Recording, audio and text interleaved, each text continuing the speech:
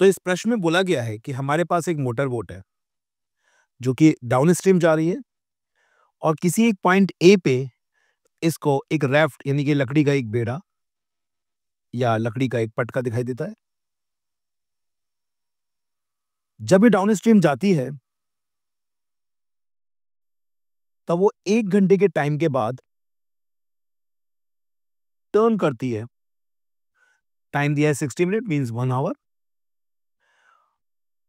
और फिर जब वो वापस आती है ड्यूरिंग अप स्ट्रीम, सपोज नदी इस तरीके से बह रही है, जब वो वापस आती है तो वो देखती क्या है कि जो राफ्ट उसे ए पॉइंट पे मिला था अब वो उस ए पॉइंट से किसी दूसरे बी पॉइंट पे मिल रही है और वहां से ए पॉइंट से और बी पॉइंट के बीच की डिस्टेंस 6 किलोमीटर है। तो इस क्वेश्चन में हमें फ्लो वेलोसिटी निकालनी है और ऑब्वियसली राफ्ट जो है वो नदी के फ्लो के साथ ही बह रही है। तो इस क्वेश्चन में हम लोग 2 वेरिएबल्स लेके चलेंगे और इस क्वेश्चन को हम लोग 2 अलग-अलग मेथड से करेंगे, 2 अलग-अलग फ्रेम ऑफ रेफरेंसेस से करेंगे। 3 मेथड देखेंगे 2 अलग-अलग फ्रेम ऑफ रेफरेंसेस से और क्वेश्चन के लास्ट में सॉल्यूशन कराने के बाद मैं आपको इसमें एक मैथमेटिक्स का बहुत इंपॉर्टेंट कॉन्सेप्ट बताऊंगा। तो सपोज यहां पर वीबी जो वेलोसिटी है वो बोट की है with respect to river and VR is the velocity of raft या फिर बोले वेलोसिटी ऑफ रिवर, क्योंकि राफ्ट भी रिवर की वेलोसिटी के साथ ही मूव कर रही है। अब सबसे पहले हम इस क्वेश्चन को ग्राउंड फ्रेम ऑफ रेफरेंस से करते हैं। तो सबसे पहला मेथड हम यूज करेंगे, इसमें हम लोग ग्राउंड फ्रेम ऑफ रेफरेंस लेके चलेंगे, यानी कि एक ऑब्जर्वर जो है वो ग्राउंड से इस बात को होते हुए देख रहा है। So from ground frame of reference हम इस क्वेश्चन को सॉल्व करेंगे। देखिए, जब बोट पोजीशन ए से सपोज सी तक जाती है तो वो 1 आवर का टाइम लेती है। इस दौरान उसने सपोज एक्स डिस्टेंस कवर किया है और सपोज लौटते समय जो डिस्टेंस है वो उसकी x2 है और ये वाली डिस्टेंस 6 किलोमीटर, इसको मैंने x1 नाम दे दिया। तो इस डायग्राम से हम क्लियरली देख सकते हैं कि this x1 plus x2 equals to x, the x should equals to x1 plus x2। अब सपोज बोट ए से सी तक जाने में जो टाइम ले रही है जो कि 1 आवर दिया, उसको भी हम अभी t1 ही मान लेते हैं। ठीक है, बाद में मैं t1 को जगह 1 आवर पुट कर दूंगा, अभी मैं आपको कुछ समझाने के लिए इसको t1 ले रहा हूं। अब जब बोट यहां से ए पॉइंट से सी पॉइंट तक जाएगी तो जो इसकी वेलोसिटी होगी वो हो जाएगी V B plus V R. Why? Because it is going down stream, तो इसे नदी की वेलोसिटी का भी सहारा मिलेगा। So it is V B plus V R. So इसकी वेलोसिटी हो गई वीबी प्लस वी आर और सपोज इसने जाते समय जो टाइम लिया वो t1 है, डाउन स्ट्रीम टाइम इसका t1 है। नाउ ये वाला डिस्टेंस हमें गिवन है क्वेश्चन में विच इज 6 किलोमीटर, लेकिन सपोज मैं ये ले लेता हूं कि ये नदी की वेलोसिटी वी है और यहां पर जो टोटल टाइम लिया होगा राफ्ट ने ए से बी तक पहुंचने में वो टाइम होगा t1 प्लस t2। ये मैंने डायरेक्ट 6 किलोमीटर क्यों नहीं लिया मैं आपको आगे भी बताऊंगा। 6 किलोमीटर लेके क्वेश्चन और इजी हो जाता, लेकिन मैं इसको थोड़ा सा कुछ बताना चाह रहा हूं इसलिए मैंने यहाँ पे t1 प्लस t2 लिया है। So this is a velocity into time और ये टोटल टाइम t1 वही होगा जो कि बोट को ए से सी तक जाने में लगा और सी से वापस बी तक आने में लगा। सो इस x1 की जगह पे हम लिख सकते हैं we R t1 plus t2 और x2 की जगह पे हम लिख सकते हैं this distance also velocity into time. अब ये बोट के वापस आते समय की डिस्टेंस है, तो वापस आते समय यानी कि अपस्ट्रीम बोट की वेलोसिटी हो जाएगी वीबी माइनस वी आर, क्योंकि नदी की वेलोसिटी के अपोजिट में आ रही है ये। और जो टाइम लगा सपोज इस समय के टाइम को हम कुछ नाम दे देते हैं, सपोज दिस इज t2। सो इस समय की जो डिस्टेंस हो जाएगी VB minus V R into t2। Now अगर हम इसको सॉल्व करें, सो मल्टीप्लीकेशन करते हैं हम इसको मल्टीप्लाई कर देते हैं हम लोग।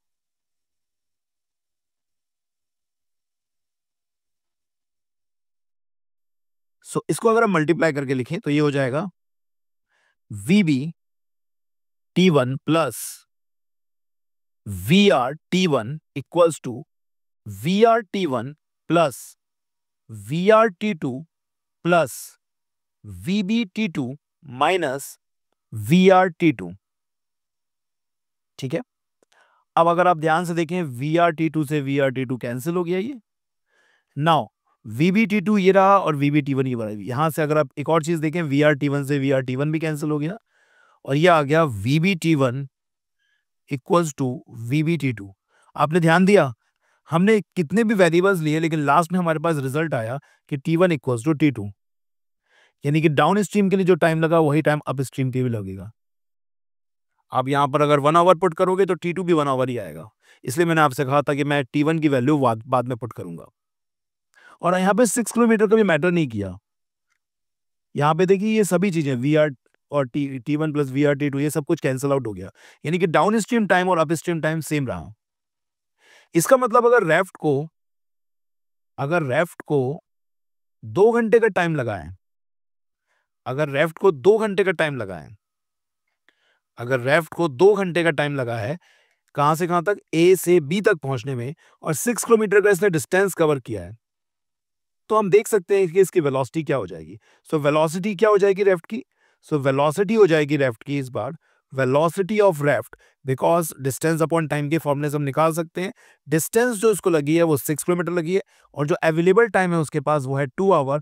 सो its velocity is 3 kilometre per our.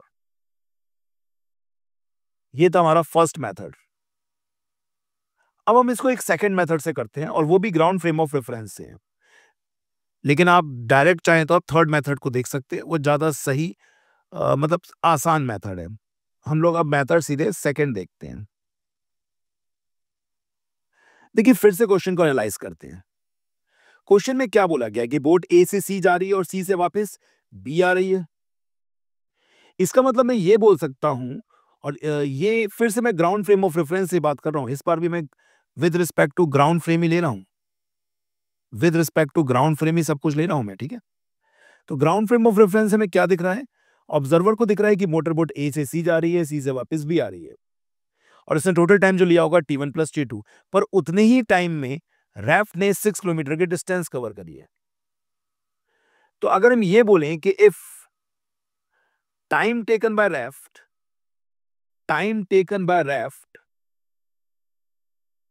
Is T, तो इस T को हम लिख सकते हैं 6 kilometre upon VR, and this time is exactly equals to the upstream time plus downstream time.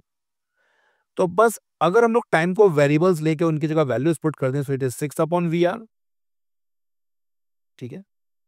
T1 की जगह सीधे 1 आवर रख सकते हैं हम लोग। T2 की जगह हम लिख सकते हैं डिस्टेंस अपॉन स्पीड, यानी कि VB माइनस VR, ठीक है। और यहां पर आप x2 की वैल्यू भी पुट कर सकते हैं। ये x2 मैंने क्या लिया था, देखिए x2 ये डिस्टेंस है, और यहां पे हम x2 की वैल्यू भी पुट कर सकते हैं, ठीक है। सो x2 is x minus 6, x2 is x minus 6, it is x minus 6। और हम बिना मतलब में वेरिएबल्स क्यों बढ़ा रहे हैं, x की वैल्यू भी पुट कर देते हैं हम लोग। So it comes out to be 6 upon VR, minus 1 को मैं 1 को इधर ले लेता हूँ, x को हम लोग ले लेते हैं VB plus VR into 1 hour, ये मैंने ले लिया डिस्टेंस जो बोर्ड ने कवर करी है, and minus 6 upon VB minus VR।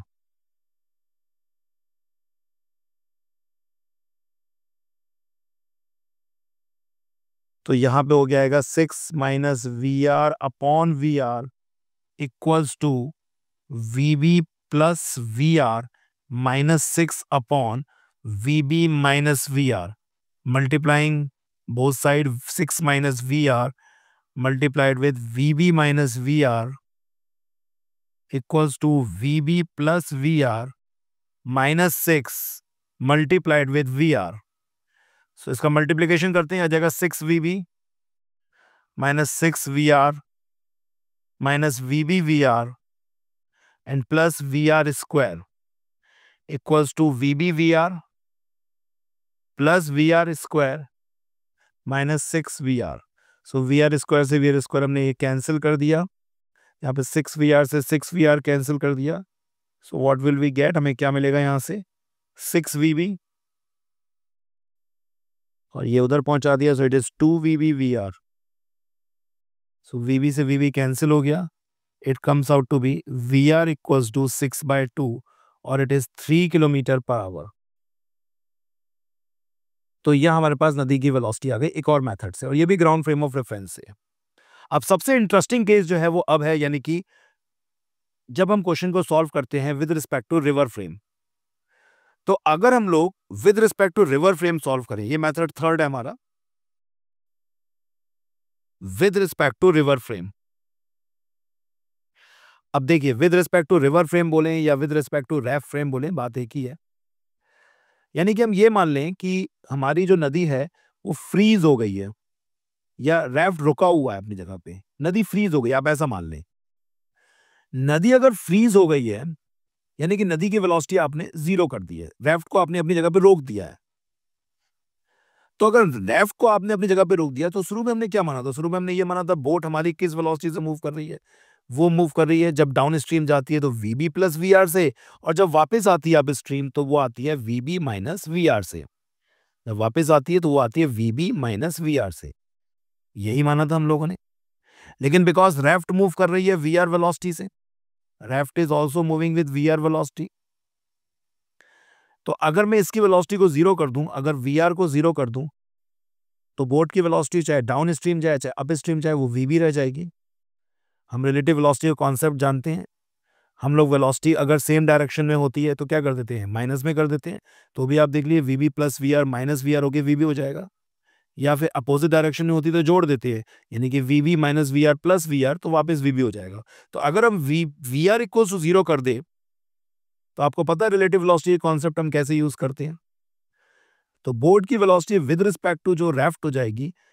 अभी जो हमारी वीबी प्लस वी आर हम लोग यहाँ पे देख रहे हैं, अगर हम लोग रैफ्ट को ये मान लें कि स्टेशनरी है, वो रैफ्ट रुका हुआ है अपनी जगह पे, वो अगर हम लोग लेके चलें, तो ये वेलोसिटीज जो है चाहे जाते समय हो चाहे आते समय, ये हमेशा वीबी होगी। रिलेटिव वेलोसिटी का हमने मेथड देखा था, जिसमें हम लोग क्या करते थे, हम लोग किसी एक की वेलोसिटी को डायरेक्शन अपोजिट करके इधर कर देते थे, और अगर दोनों वेक्टर अपोजिट होता था माइनस कर देते थे। अगर इस केस से भी देखें तो वीबी प्लस वी आर, और जब इसको देखें तो माइनस वी आर होके ये वापस से वीबी हो जाएगा। और अगर हम लोग इस समय वेलोसिटी देंगे तो भी वापस से वो वीबी हो जाएगा। तो अगर वी आर को जीरो कर दें, तो यहां पर हमारे क्वेश्चन में बोट की वेलोसिटी जाते समय और बोट की वेलोसिटी आते समय क्या हो जाएगी? वीबी। अब अगर बोट को एग्जैक्टली सेम वेलोसिटी से वो जा रही है और सेम वेलोसिटी से आ रही है, और जाने में अगर टाइम t1 लग रहा है, तो आने में भी तो टाइम t1 ही लगेगा, क्योंकि डिस्टेंस तो सेम ही है। तो इसका मतलब अप स्ट्रीम और डाउन स्ट्रीम का टाइम क्या हो जाएगा? सेम हो जाएगा। ठीक है, तो हम ये बोल सकते हैं कि दोनों टाइम सेम हो जाएंगे। अब देखिए, हम यहाँ पे एक बहुत ही इंपॉर्टेंट कॉन्सेप्ट का यूज कर रहे हैं। क्लासिकल मैकेनिक्स में हम लोग हमेशा ये मान के चलते हैं, याद रखिएगा, क्लासिकल मैकेनिक्स में, आइंस्टाइन वाली मैकेनिक्स में नहीं लेंगे हम लोग, क्योंकि वहां पे स्पीड ऑफ लाइट मैटर करने लगती है। लेकिन क्लासिकल मैकेनिक्स में हम ये मान के चलते हैं कि time is independent of frame of reference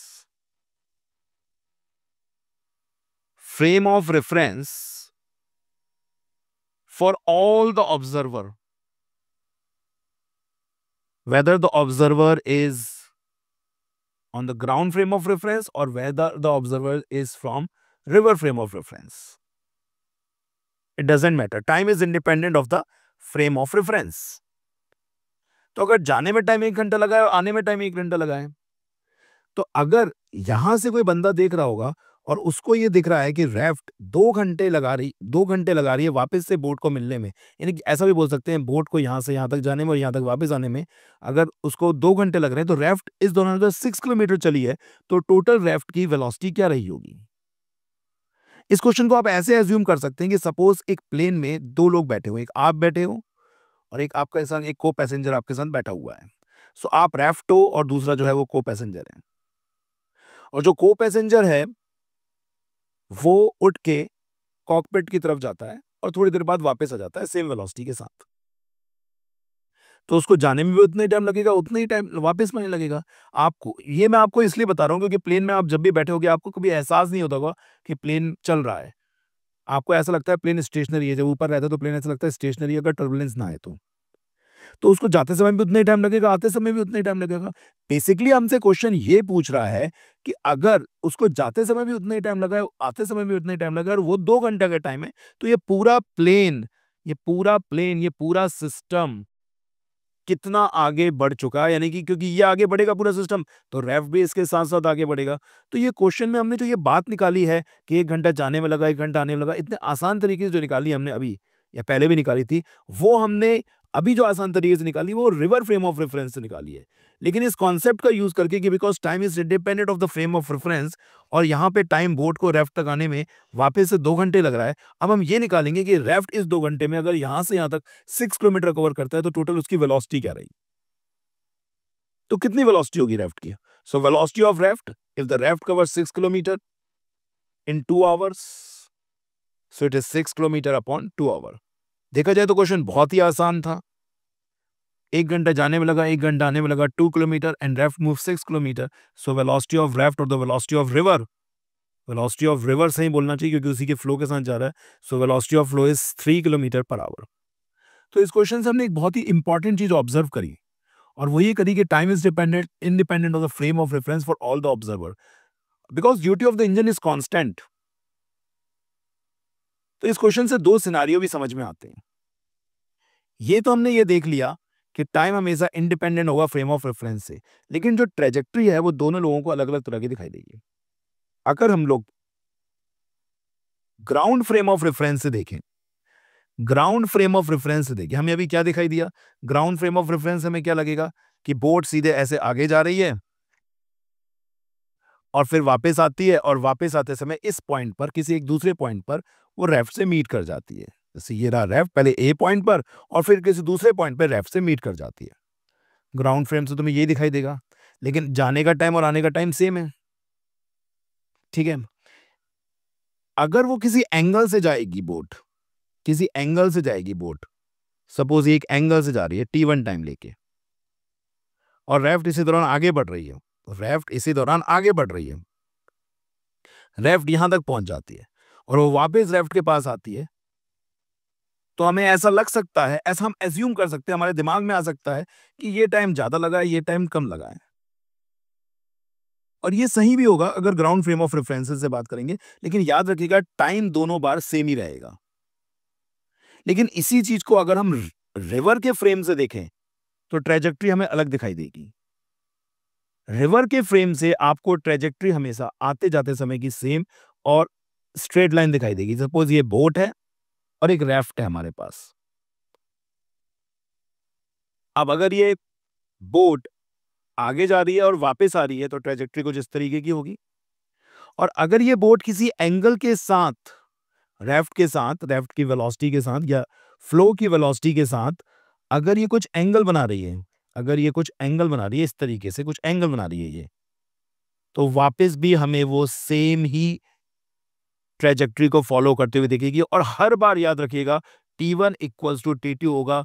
it do not depend upon the frame of reference. तो यहां पे हमने क्या चीज सीखी कि क्लासिकल मैकेनिक्स में time taken is independent of the frame of reference, और हमने इस कॉन्सेप्ट का यूज करके कि time is independent of the frame of reference, river frame से हमने क्वेश्चन को सॉल्व करके टाइम निकाल लिया कि बोर्ड को वापस आने में कितना टाइम लगेगा। और फिर रेफ फ्रेम से हमने ये सॉल्व कर लिया कि रेफ फ्रेम में अगर हम इसको सॉल्व करेंगे, रेफ्ट के फ्रेम से तो हमने टाइम निकाल लिया और फिर हमने ग्राउंड के फ्रेम से निकाल लिया कि रेफ्ट अगर उस दौरान 6 किलोमीटर आगे गई है तो इस दौरान इसकी वेलोसिटी 3 किलोमीटर पर आवर रही होगी।